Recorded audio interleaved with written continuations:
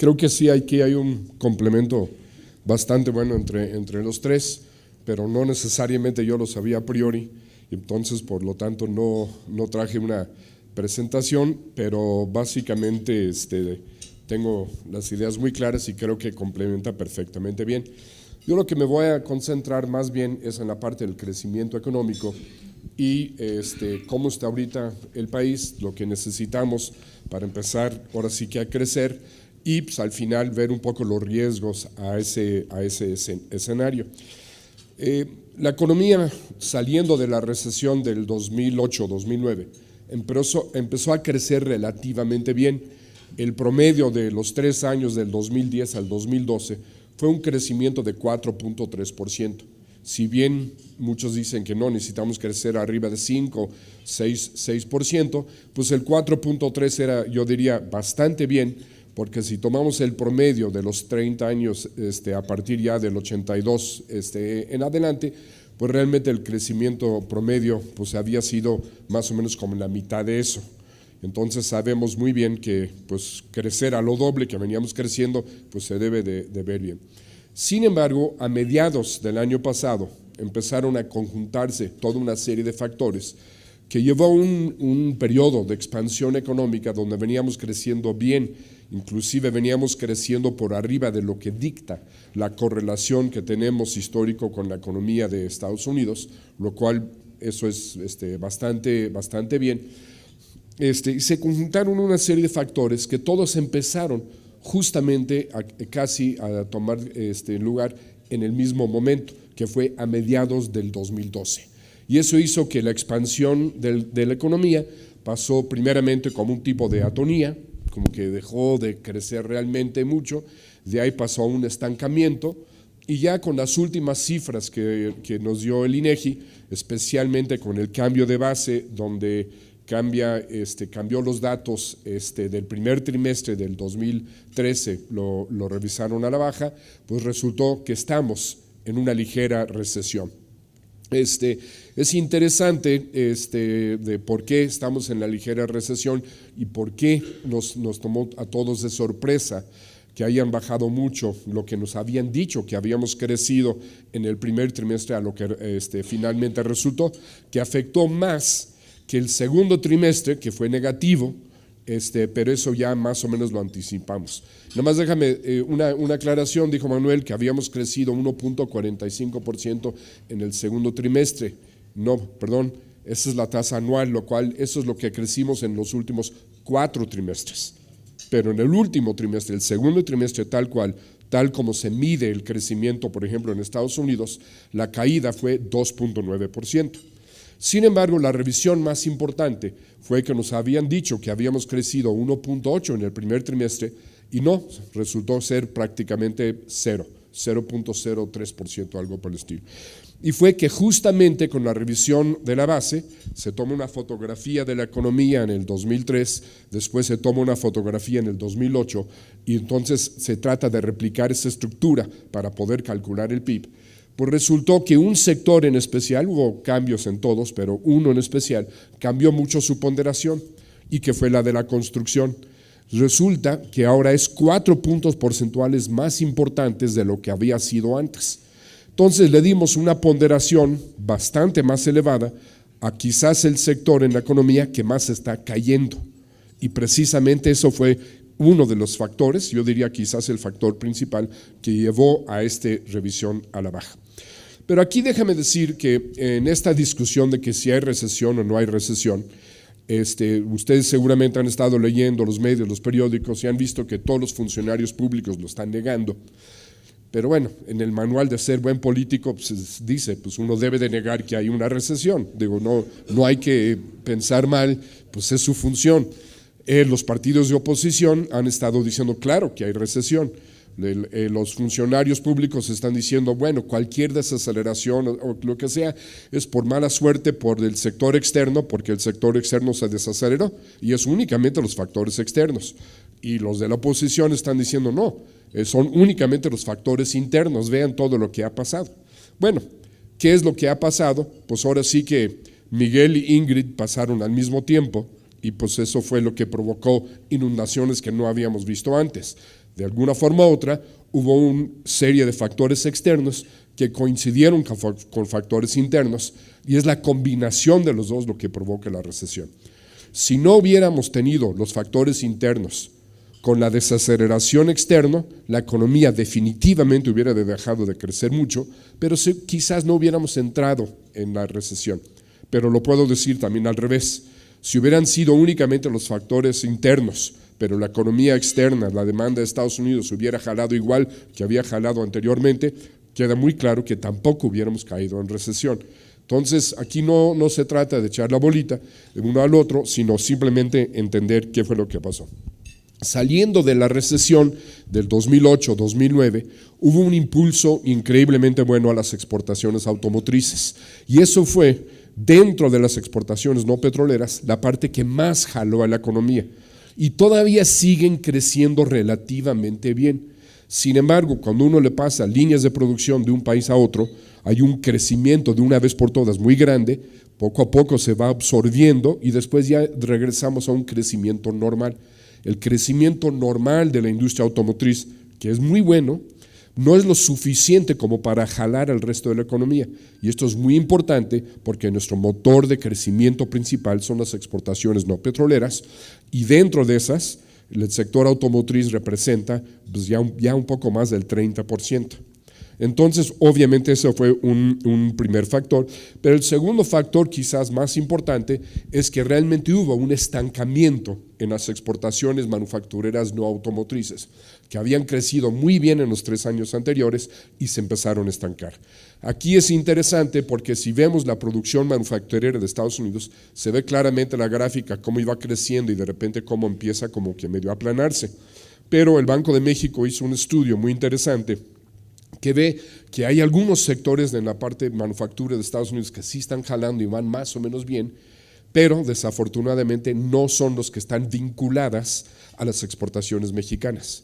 Entonces eso pues definitivamente ha hecho que la economía que lo está jalando siempre en las exportaciones no petroleras, pues de repente ya no lo está jalando y la economía como que empieza a perder ímpetus y ya deja de crecer.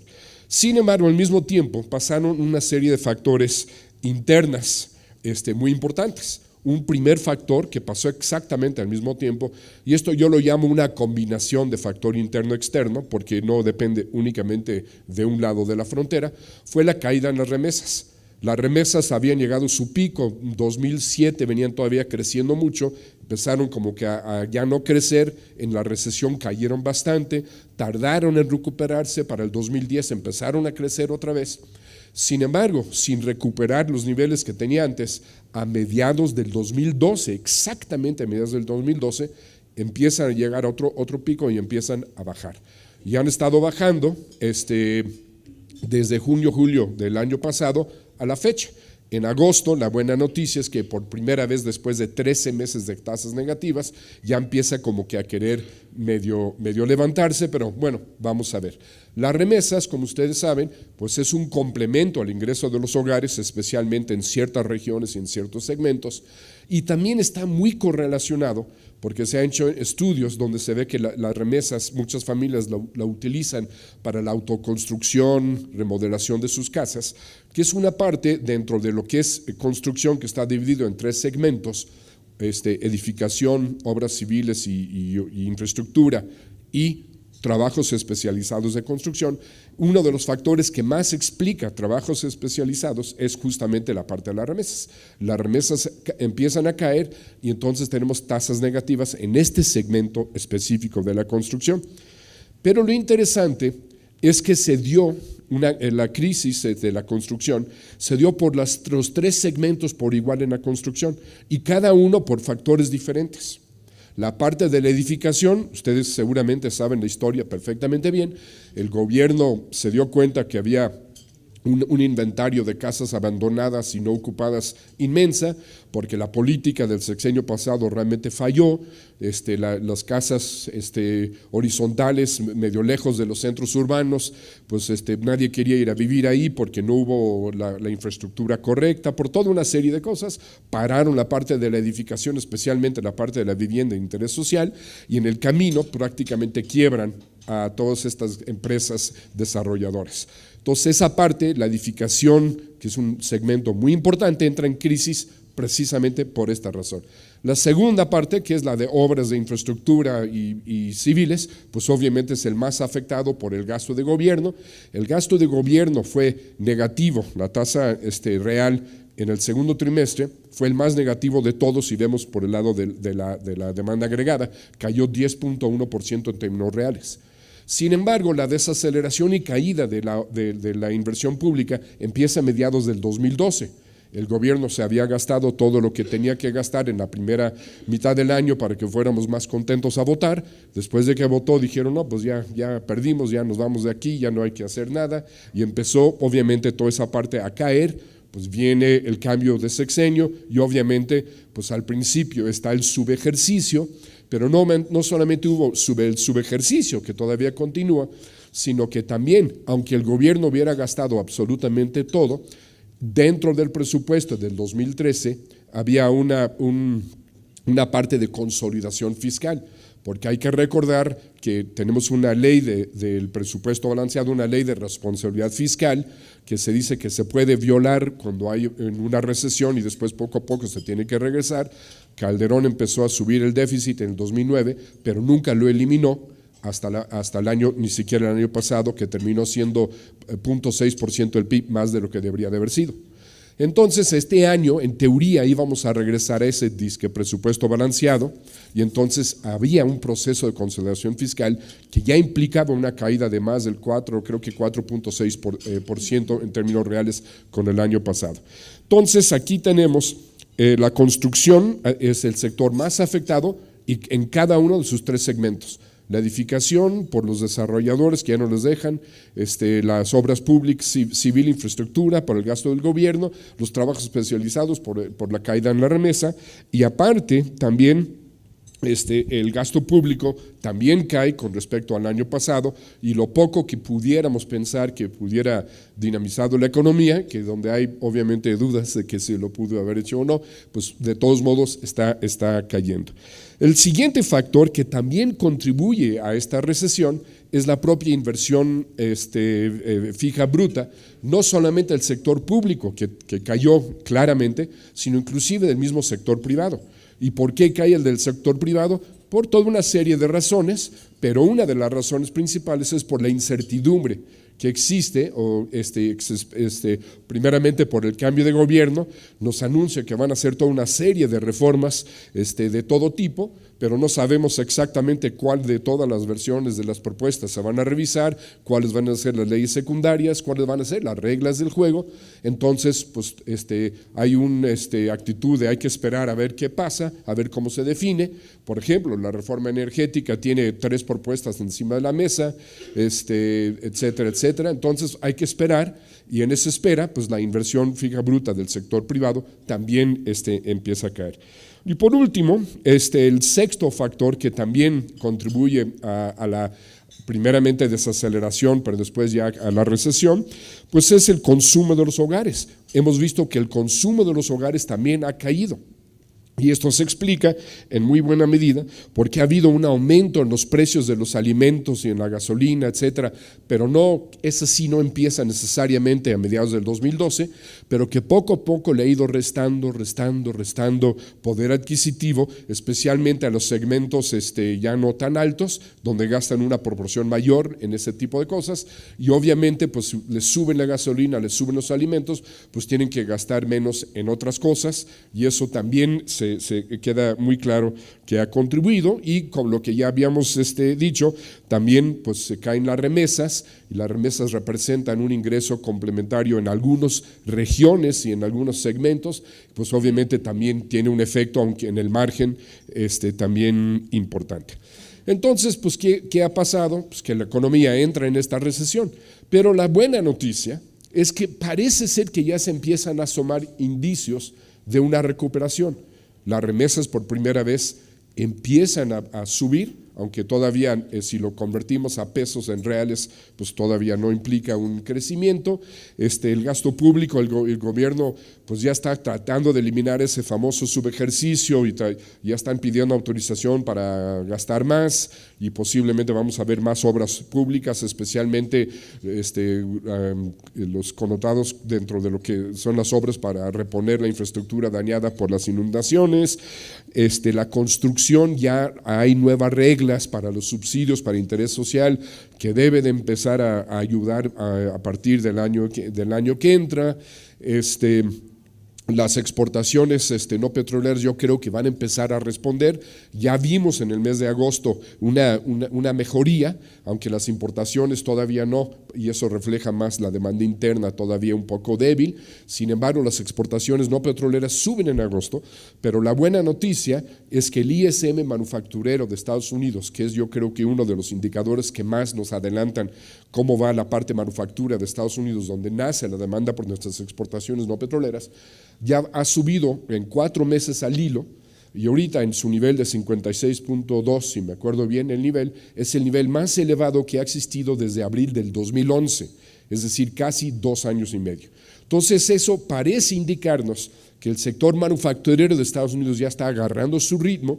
Y si eso lo aunamos a algunos de los otros indicadores que tenemos por ahí, parece ser que nuestras exportaciones no petroleras deben de empezar a crecer un poco más de lo que habíamos visto anteriormente. Entonces, pues básicamente la mayoría de estos factores que habían empujado al país a una recesión leve, poco profunda, parece ser que están empezando a salir.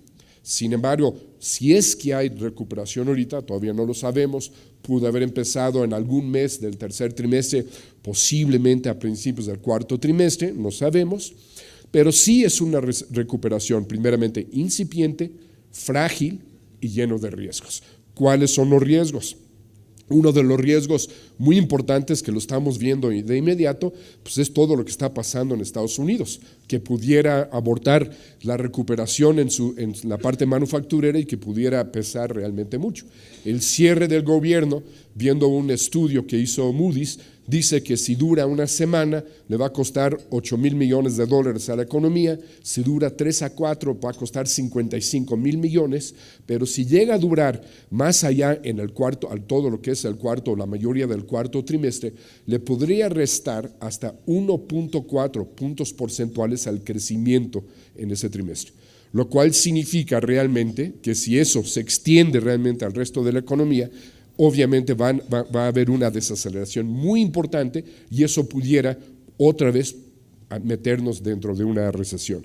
Y eso que todavía falta ver el problema de toda la discusión del incremento en el techo de la deuda, que todavía va a extender los problemas más allá, y también pues una incertidumbre en torno a que sabemos que eventualmente la Reserva Federal va a empezar a disminuir el ritmo de inyección de liquidez a la economía y que si lo llevan bien hecho, pues quizás va a provocar un poco de volatilidad y nada más, pero si no lo llevan bien y lo hacen de una forma que desconcierta a los mercados, etcétera, pudiera implicar algo mucho mayor.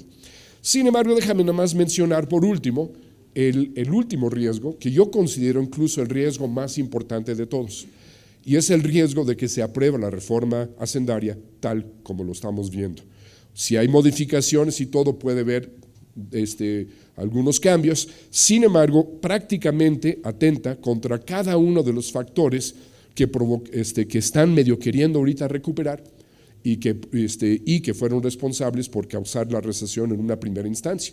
Entonces, olvídense del contenido de la reforma fiscal, que ya los explicaron muy bien, ya lo sabemos muy bien, ya sabemos todos los elementos negativos, etcétera, que tiene, pero el otro elemento es el timing. El tiempo de esta reforma no podría haber sido peor. Primeramente, pues nos quieren aumentar el IVA a todas las empresas que están en la parte de la maquiladora, que ha sido uno de sus componentes que les ayuda mucho a mantener su competitividad. Si les ponemos el IVA a sus importaciones, aunque después a algunos se los vamos a regresar, les va a restar mucha competitividad. Muchas empresas que están pensando expandirse o decisiones de inversión, etcétera, pues quizás no lo hagan, y eso puede justamente dañar al crecimiento de las exportaciones no petroleras, que, señores, es nuestro motor principal de crecimiento, y ahí sí no se debería de tocar. La parte de la construcción, se le quiere cobrar el IVA a la compra y venta de casas, justamente cuando la construcción es el sector más dañado ahorita en toda la economía, y es el que más deberíamos de tratar de apoyar y todo para que empiece a resurgir, porque tiene un efecto multiplicador muy grande a través de empleos, a través de inversiones indirectas, directas, etcétera. Entonces también se le va a dañar. A la inversión fija bruta, pues sabemos muy bien que una de las propuestas creo que se quiere retirar la deducibilidad inmediata de las inversiones a las empresas, lo cual es un incentivo a invertir, por lo menos en el corto plazo, y si eso se cambia, pues le estamos quitando los incentivos para invertir. Más aparte, pues todo lo demás que ya se ha comentado. La parte del consumo de los hogares, que es sumamente importante, pues es creo que uno de los segmentos que más se está afectando por el aumento en los impuestos y la eliminación de las deducciones. Le vamos a quitar ingreso personal disponible a los hogares, y ese dinero se le va a dar al gobierno. Y ellos ya lo dijeron, sabemos que el impacto de ese gasto, la eficacia de ese gasto no es lo mismo.